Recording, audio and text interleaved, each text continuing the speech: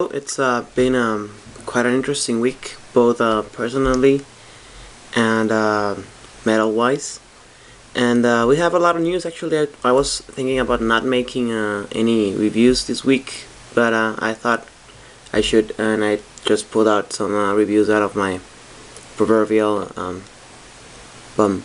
Anyway, the first one we're gonna be talking. The first news we're gonna be talking about is about the newest or the forthcoming project by Devin Townsend, which is going to be coming out after the upcoming Deconstruction and Ghost albums, which are coming out in June, hopefully in about a week and a half, if I'm not mistaken.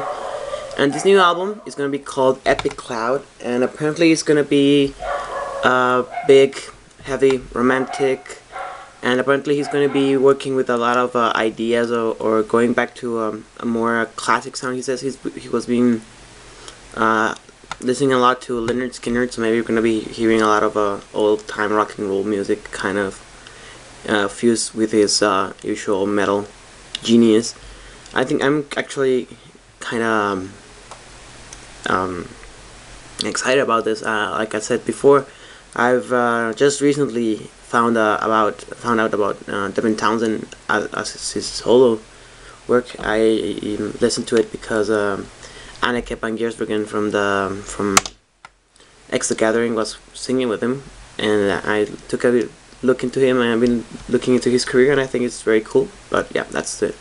I actually not quite on the clear if the album is Epic Loud or Epic Cloud, because it's, well, that's the words come together in one whole thing.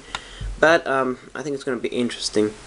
Also, Mexican-ish band called Asesino is working on their new album. Apparently, it's gonna be that release is gonna be come out in 2012, and it's gonna feature the same guys, Dino Casares and Tony Campos, both doing their guitar and bass playing respectively, and it's gonna be part of it's gonna continue the story that's been played out on the first two albums.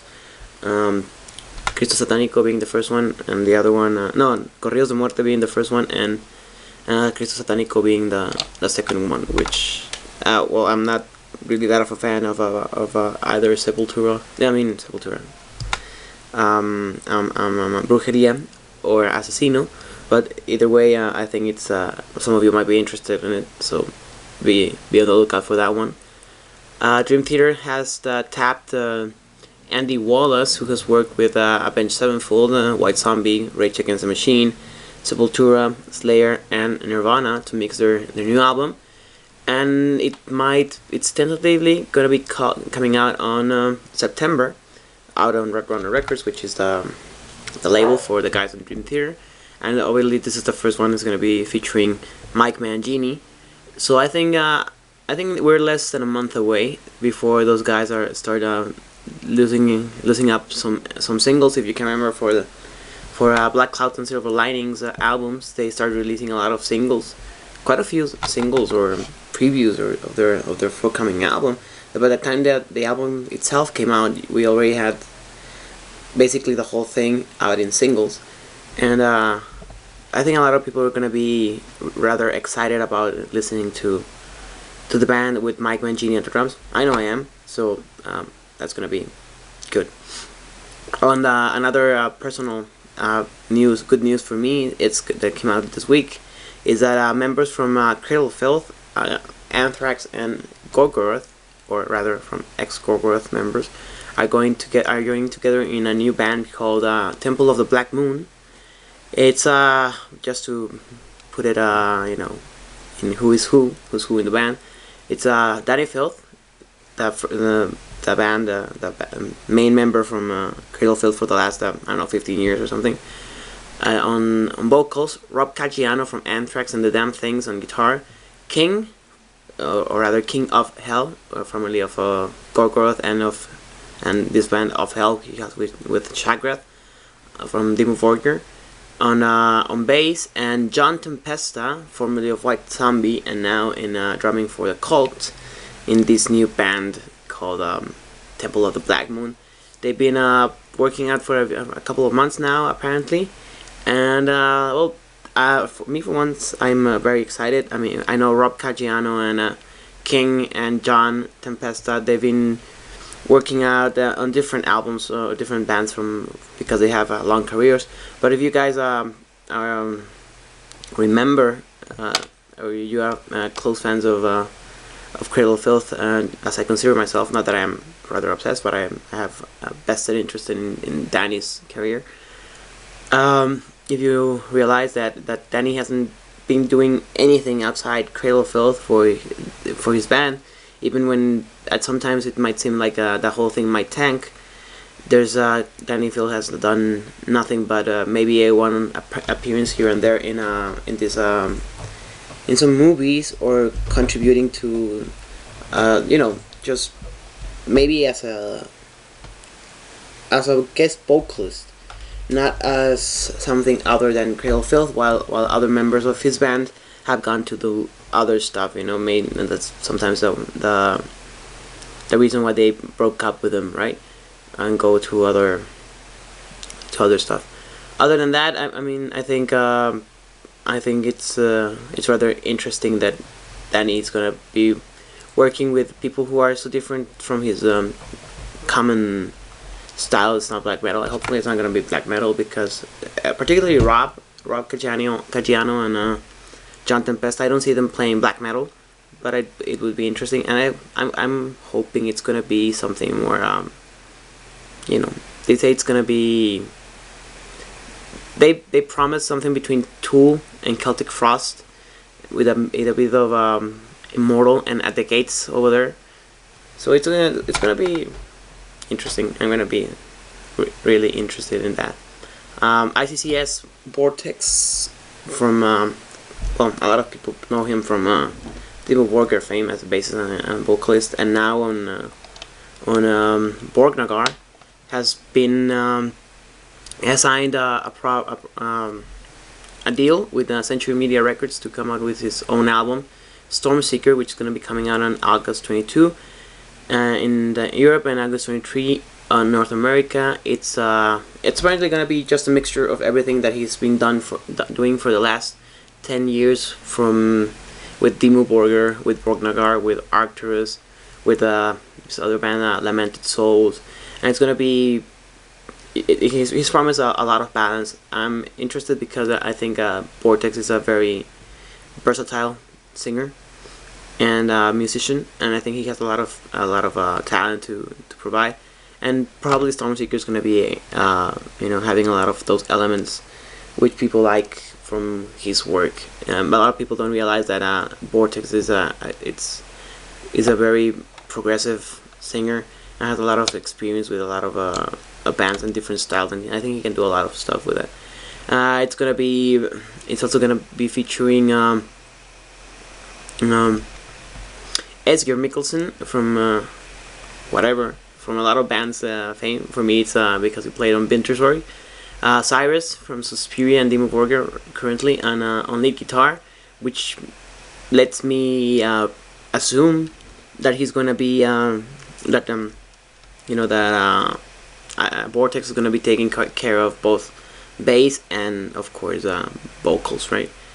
It's gonna be engineered by or rather was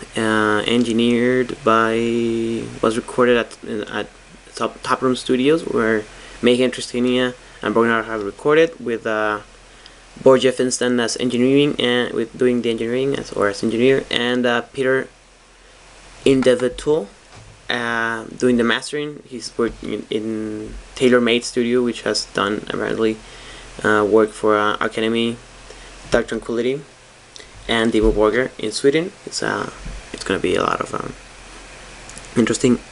I'm gonna be definitely waiting for this. Next news, maybe it's not so metal, but I think it deserves a lot of some attention at least. In May 25th, which was about I think Wednesday or Tuesday, there was a report on Wednesday. There was a report that Lady Gaga had attended an Iron Maiden show somewhere in Tampa, Florida. Yeah, and you can see that she was really happy and that she was first like doing this rock stars and thing, doing in the box on that. Then she went down to the pit, so to speak, and hanging out with the real Maiden fans. And well, she basically said that Iron Maiden is one of those bands that she really respects, not only because they have great music and everything, but because they have these kind of fans that if you are into Iron Maiden, you immediately know when someone is an Iron Maiden fan, and that they like him, and that they they're into it. And she said that she hopes that one day she's gonna be able to have the same fame that they have, and that she's gonna be having those fans up there, supporting her. And this is of course after we've been seeing pictures of Lady Gaga hanging out with Bruce Dickinson and Nico McBrain, and basically a lot of she's going into a lot of metal stuff, right? Or hanging out with a lot of metalheads. And I think it's very important to mention it, not because she's metal, but because a lot of people, well, especially in the metal scene, we tend to shy away from the pop stuff, and it just goes out to show you that perhaps there are a lot of pop musicians out there who respect or who are into metal, but who don't really promote it. And here goes this lady who's been turning out a lot of heads and a lot of opinions because of what she does or the way she sings or whatever. And you know what? She likes Iron Maiden, and I think that says a lot about her. But yeah, that's it. I don't know what you other guys might think, but I think that was pretty cool from her.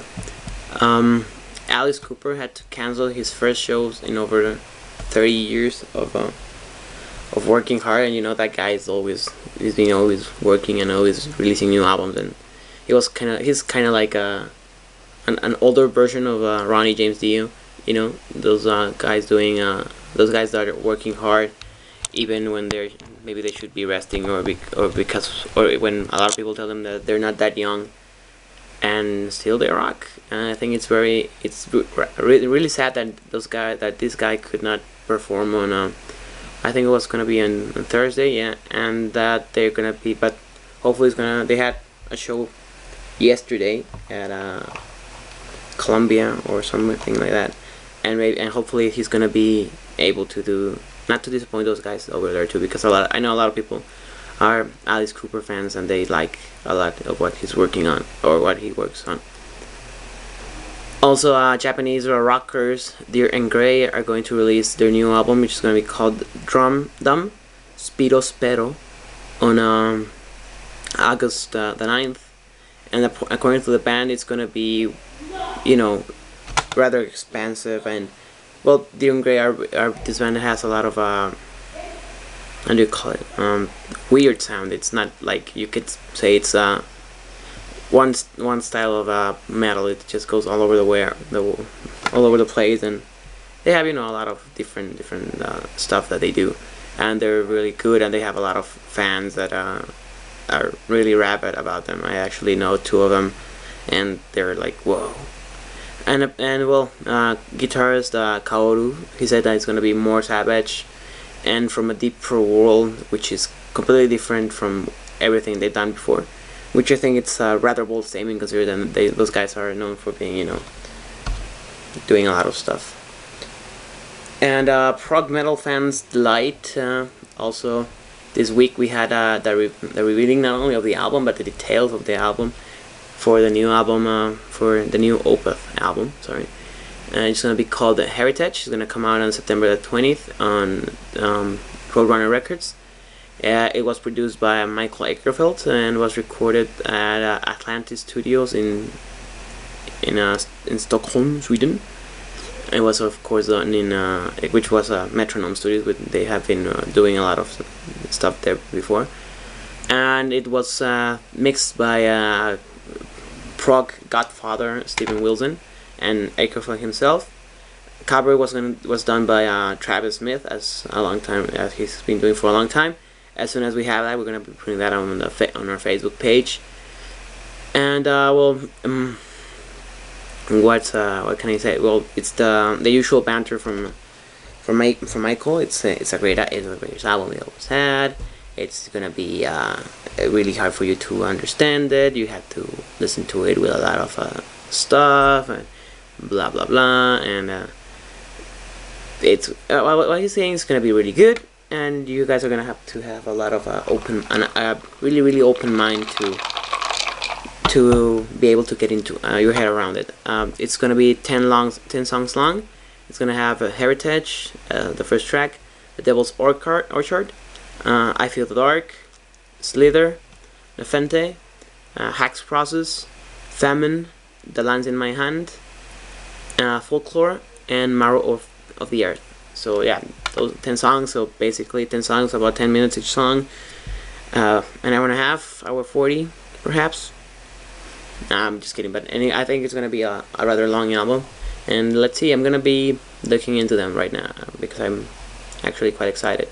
Nightwish also made an update on their new album. Apparently everything is going doing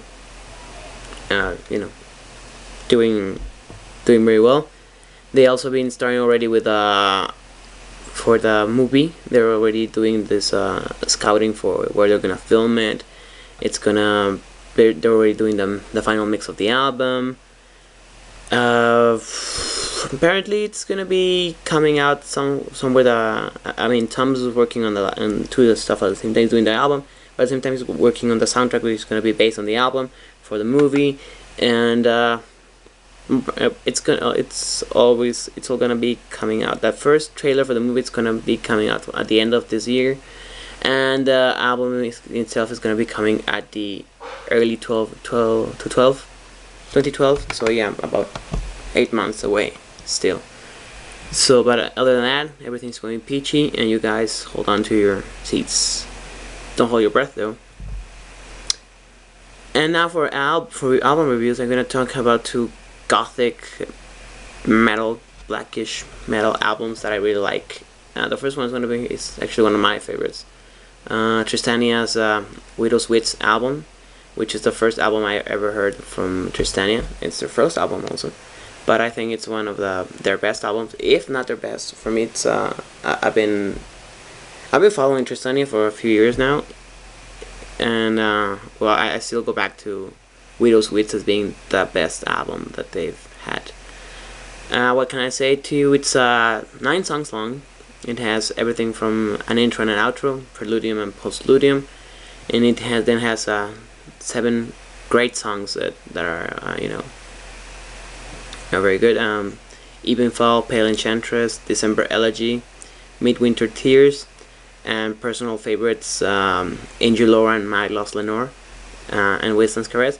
Actually, the whole album, like I said, it's one of my favorite albums. It's one thing that I had to listen in a whole take because of the aura and the memories that come back to me, and you have to listen to it and the whole thing, and you have to just put yourself in a state of mind that you can't just listen one song. I can listen to some songs, but there's also something in the mix that they're in, like one song ends and it leads into the other one, and you just can't. For me, you just can't let it slide like that.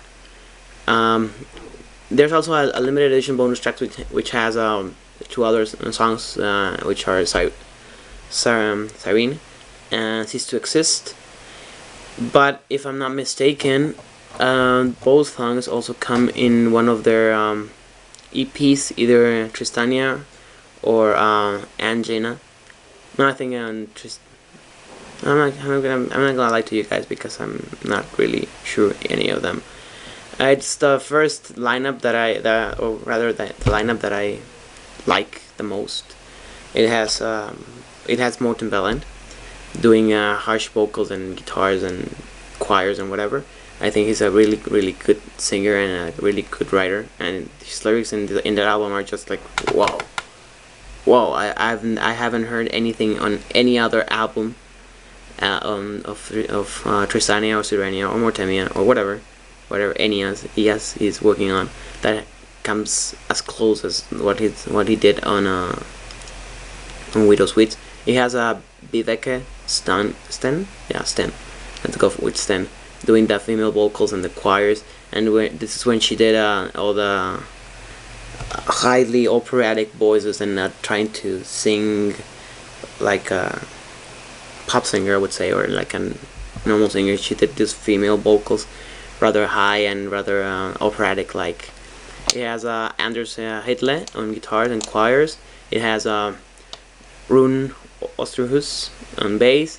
It has Kenneth Olson on drums, which, if I'm not mistaken, he also played a bit for. Oh no, I think he's the brother for one of the guys who played on one of the first albums by Theatre Tragedy. Yeah, that's one of those. And of course, it has the programming and the synths, the keyboards by Einar Moen, which, if I'm not mistaken, is the only guy who's still playing in the band at this point in the band's history. I know Anders is also still there.